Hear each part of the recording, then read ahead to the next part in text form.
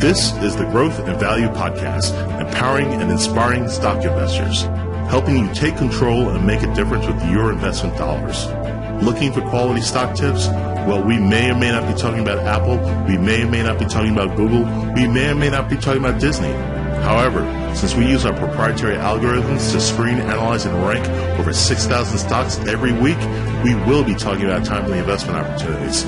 So you may often hear the name of a company you haven't heard of before, and you know what? That is often the best kind of opportunity, an opportunity to get in early before the investing masses. The Growth and Value Podcast is made possible by Connor Management Group, a registered investment advisor firm.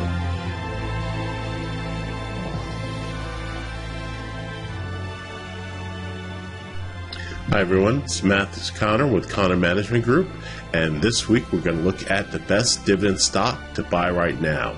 Today is Monday, March 16th, 2015, and here on the opening slide we see that this company is in the packaging and containers industry, and we see its 6-month upside potential at 12.7%.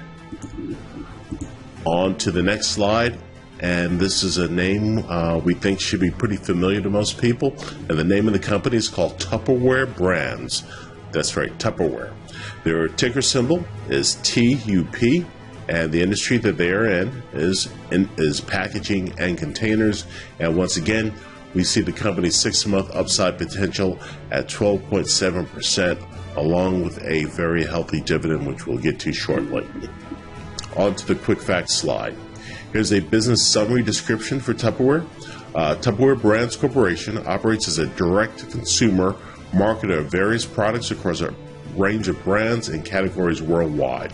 The company engages in the manufacture and sale of design-centric preparation, storage, and serving solutions for the kitchen and home, as well as a line of cookware, knives, microwave products, microfiber textiles, and water-related items under the Tupperware brand name.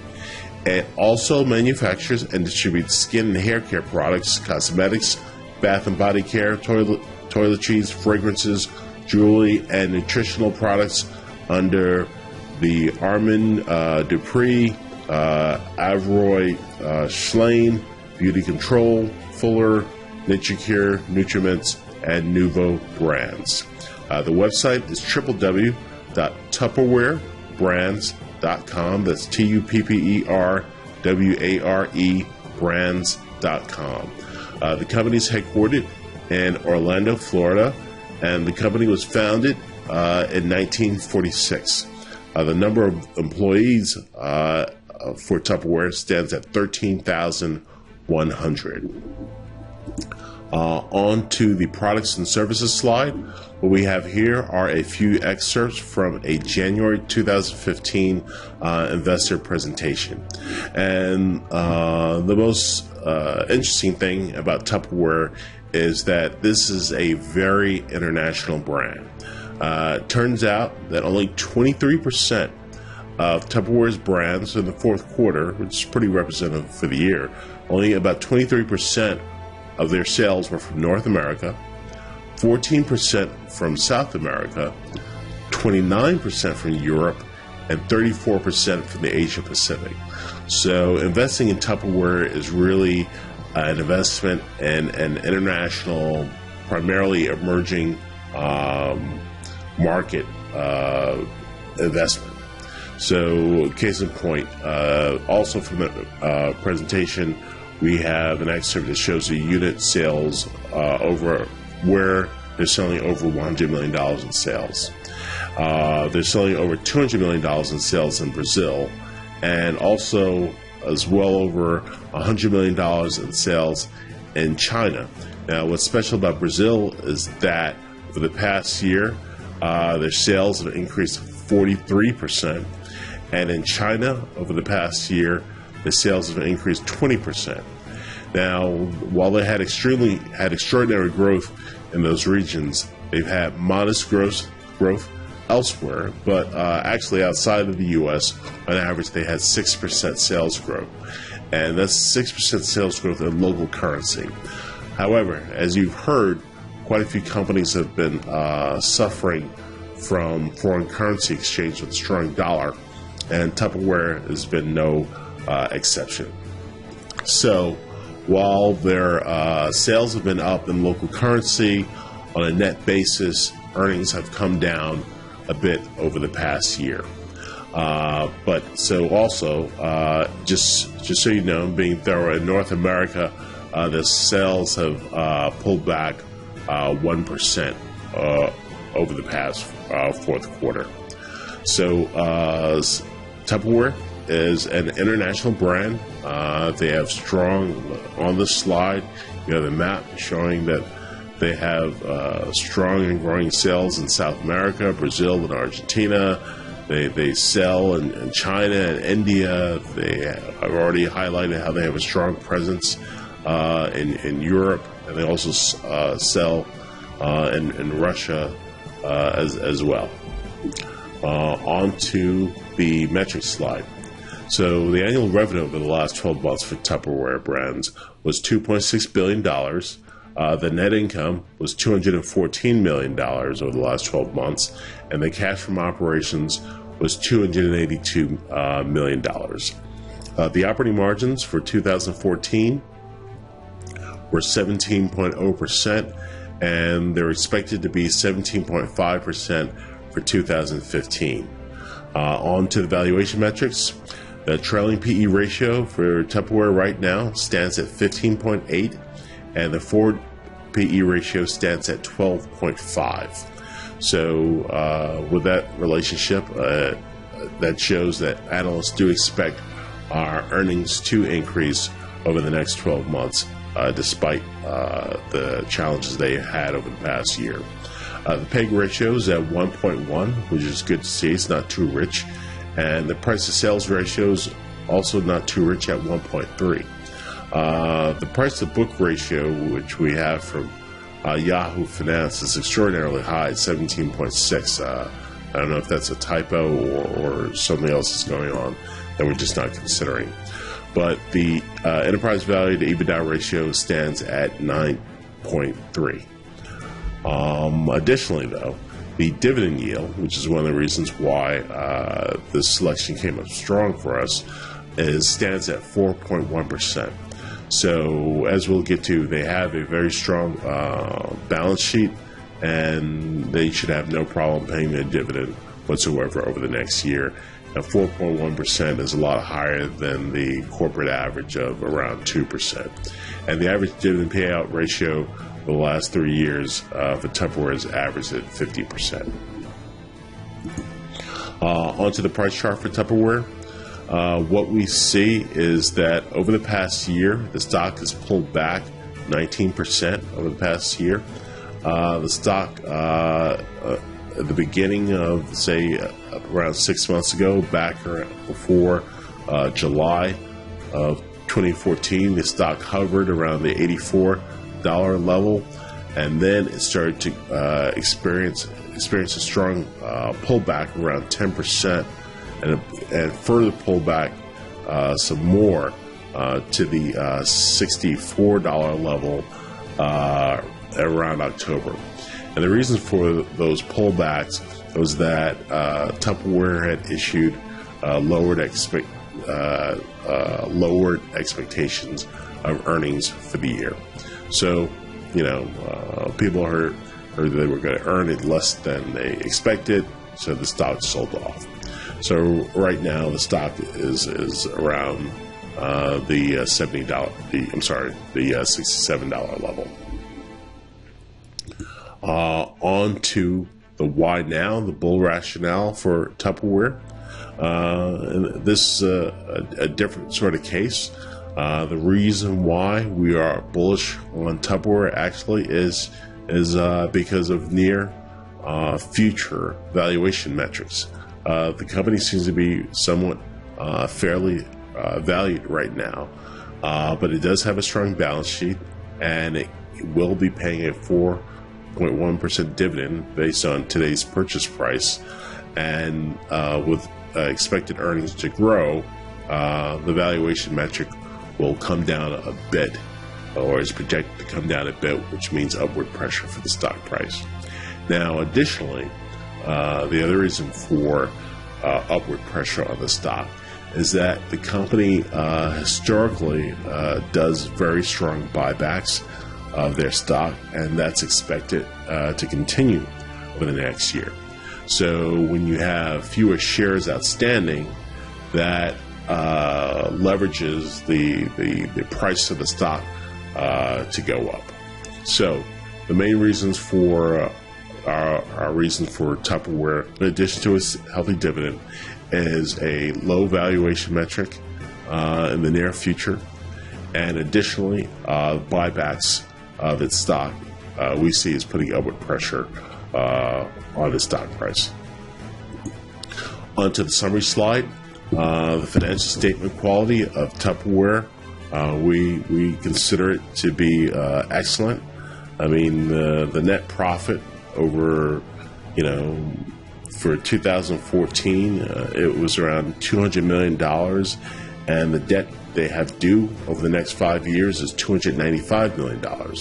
And next year, they expect to have $260 million in net profit. So, I mean, technically, they could wipe out the debt due over the next 5 years in less than 2 years. The operating margin trend, we consider that to be flat. It's a nice, healthy operating margin of around 17%. The price pattern trend we mentioned it's been decreasing, and the decrease has been related primarily due to foreign currency effects. Locally, the sales price in most of its market has gone up, but because of the strong dollar, the net effect of that is lower earnings reported in U.S. dollars.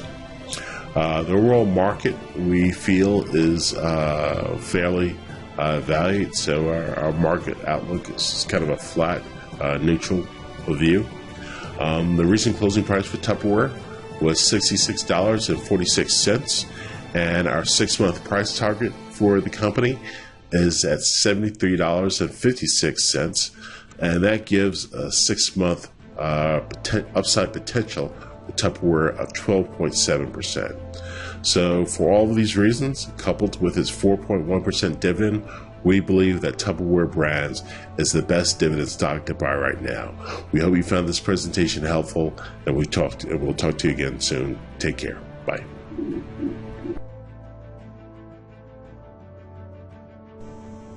Hi, this is Mathis Connor from Connor Management Group, and I just wanted to take a few more minutes to give you some background about myself and Connor Management Group. First of all, if you enjoyed this podcast, and I hope you did, and you have been over the past few months or so, please write us a review on iTunes and Stitcher. We really would appreciate it, and it would help us get more subscribers.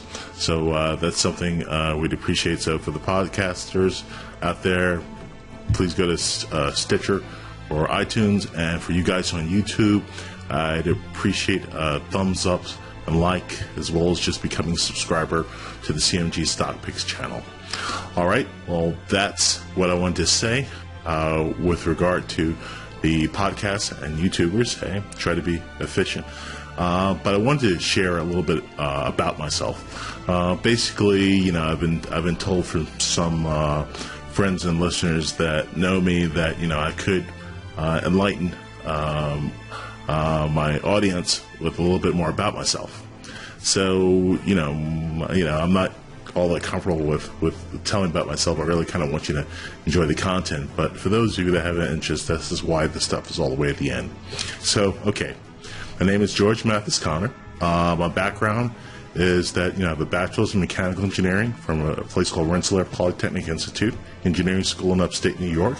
A master's in engineering from Cornell University, also mechanical engineering, and I have an MBA in finance from the University of Chicago.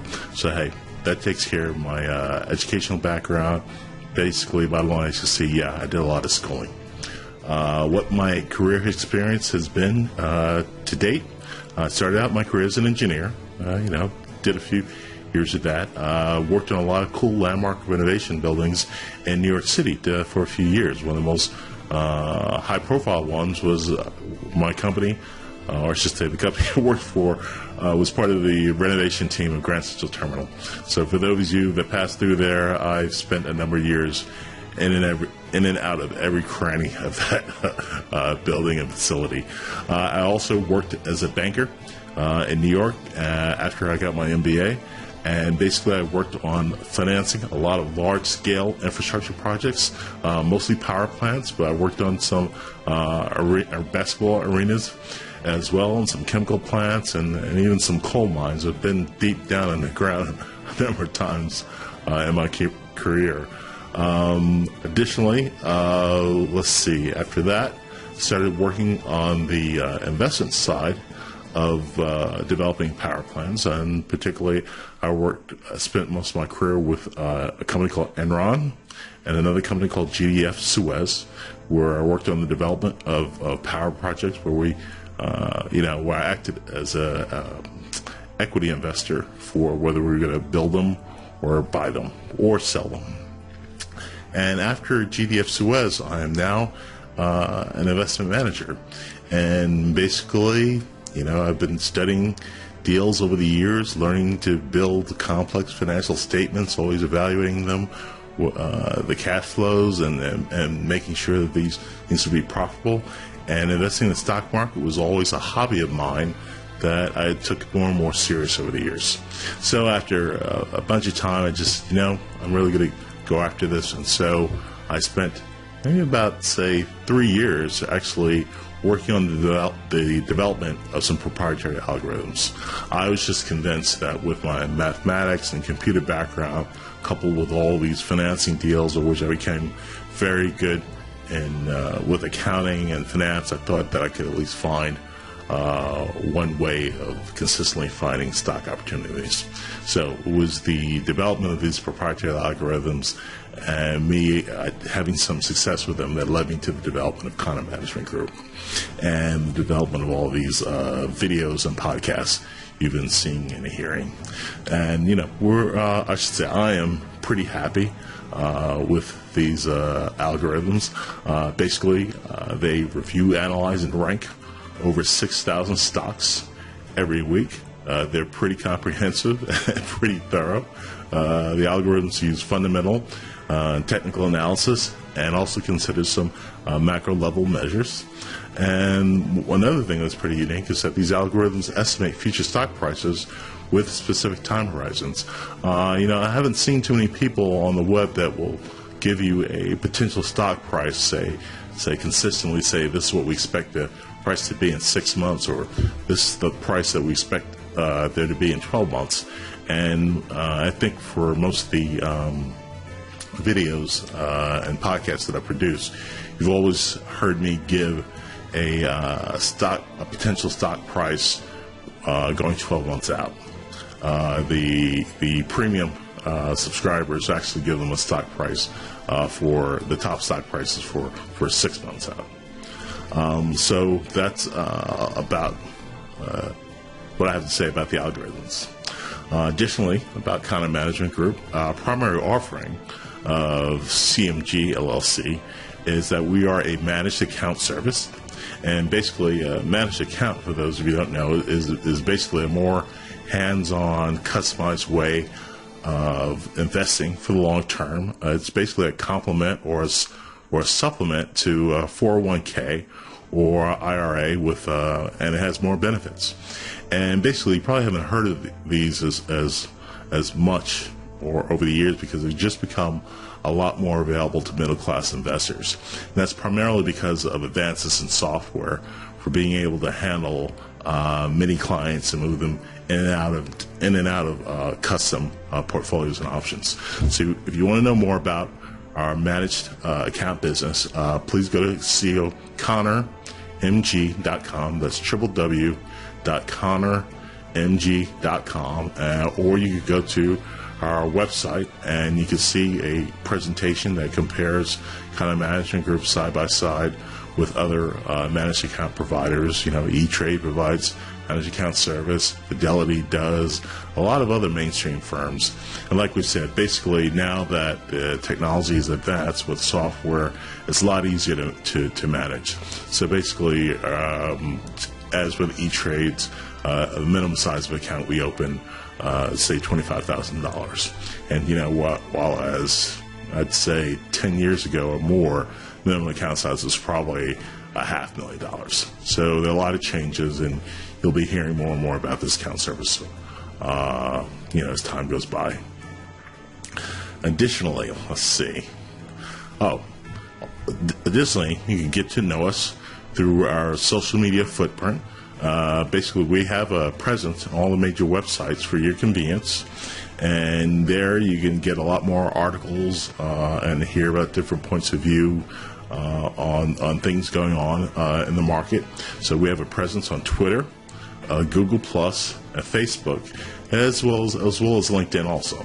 So you can be kept abreast of our thinking on stock investing, as well as things we share by others who we consider thought leaders. And finally, CMG offers 2 newsletters. Both weekly, 2 weekly newsletters. One is to keep investors up to date about relevant news and provide in-depth analyses on a quality investment opportunity.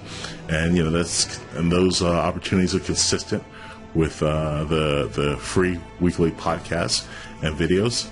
And the other newsletter we provide is our premium newsletter, and that one provides the latest top picks from our proprietary algorithms that we run every week.